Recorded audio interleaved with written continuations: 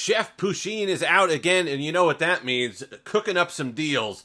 This one is an Amazon Prime Day deal, and it's on the Moto RAZR Plus. A really interesting deal. Now, I don't know how these work exactly. It's one of those invite-only deals. So, I don't know how many of those they allow. I'm going to leave the link in the description. Sign up for an invite. Because if you could get this, the deal is this. A Moto RAZR Plus, the US version, for $849. That is an incredible deal on this device that just came out. I think is the best foldable out there. I've been using it. My SIM is not, how many times do I switch out phones and devices for different things that I'm reviewing? My SIM has not left this device. Because yes, do I have some questions about the hinge and how it feels and the consistency of the hinge over time? Of course. Do I have some reservations about running it without a case like this, as thin and light as it is? Yes, I do. However, those are greatly outweighed by how excellent this phone is, how cool it feels in the hand, and how well it runs.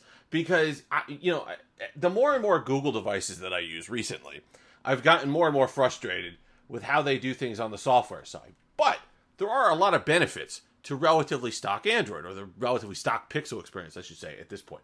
Moto gives you that.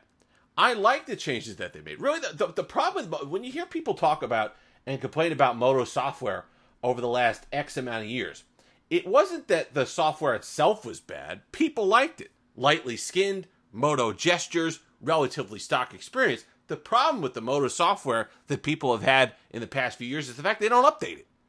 So if you're promised X amount of updates, yeah, you may get it, but like a year from now. So everyone else was on Android 11, or Android 12 rather, and we were just getting Android 11 on a lot of devices, if we were getting it at all. The monthly updates were a bit of an issue. Now they kind of do bi-monthly updates. But I gotta say, so far so good with this. So far so good with my Moto Think phone. I think they see a weakness there for Google. I think they see an opportunity with LG having left the market. In fact, I think people are telling me LG supplied the screen for this. So I think that they recognize there's an opportunity there. They recognize that more and more people are using, or companies are using, software updates and support as a selling kind of advertising thing. So they're going to be more open to actually doing what they're supposed to be doing there with that. So that's something that I think that Moto looks at. They're not stupid. So while I don't think that, you got to not trust blindly, but you got to recognize where they're coming from and kind of guess that that's not going to continue in the future. A lot of people have been burned by that. I understand. But if you're somebody that was willing to give it another shot, tired of what's been out there in the foldables, at least here in the United States, been pretty boring. The Galaxy Flip 5 is going to be an interesting device, but they're just putting an outer display on kind of the same design. This is a completely different design. It is thin. The Galaxy Flip 4 is an absolute tank. That has some benefits. Pretty solid. But it's weighty at the same time. It's a tank. It's a two-hand open. This one, light, thin, can be done with one hand if you really need to. I don't like to because it digs my thumb into the screen, so I don't do that. But definitely a one-handed, easy close. Nice screen on the front. Love the 165 hertz on the internal display. Love the internal display just in general. Just a fantastic panel. I thought it was a Samsung panel. Really good. Love the brightness on both the internal and the external displays. This external display is perfectly usable in daylight. Outside, you get a little bit of a glare from the screen, but as long as you're not directly over anything that's going to glare on you, the experience is good. You could use the outer display. Went over that video where I use the outer display. It's great for social media scrolls. So what's great about that is, those times when you had a Flip 4, what would you do with social media? Either you just kind of ignore it, which might be a good thing for you. You wouldn't scroll. You just kind of put your phone down, do something else, or you'd have to open up the entire display, sit there, scroll through stuff. Now you can kind of scratch that itch, go on there, get a little Instagram scroll in, get it out of your system, and then go about your day without having to open up the phone. Phone stays nice and protected. Really love it. The vegan leather on the back, this Viva Magenta color is just absolutely phenomenal. Love that. Love the way they've color matched the band. Fingerprint sensor is good and snappy. Performance is great. Battery life is good.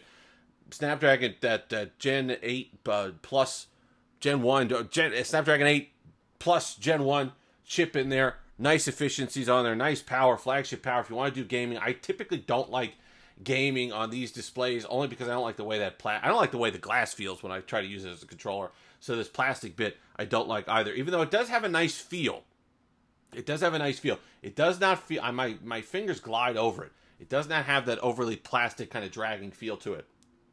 So if that's something that has been holding you back on foldables, you might want to give this a look. But overall, nothing but positive things to say about this. So if you can pick this up, go ahead, sign yourself. Click the link in the description. Number one, it does help the channel. Sign yourself up for the invite. Hopefully there's a lot of them. Hopefully that's like a marketing ploy just to get you to sign up for something. Whatever.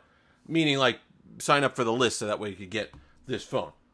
But hopefully there's enough of them that you could get. Because if you can score this for $849, that is a huge win on a device that's going to be supported. Flagship or near flagship power at this point. Great power efficiency on a foldable. Really nice design. Nice build quality. And all the rest of it. I think if you could do that for $849, there is not a lot to complain about on what is my new... It's really weird. After being in the wilderness for a while, especially at the flagship level, Moto has come back this year with my two favorite devices of the year. Between this and the Think phone, Moto's got my top two slots right now. And that's good to see. We needed some competition. Google's off in the woods somewhere. They're slowly wandering away. I don't know what their strategy is. Maybe they come back strong with the Pixel 8. We'll see the Fold when it gets here. But it's just not right now.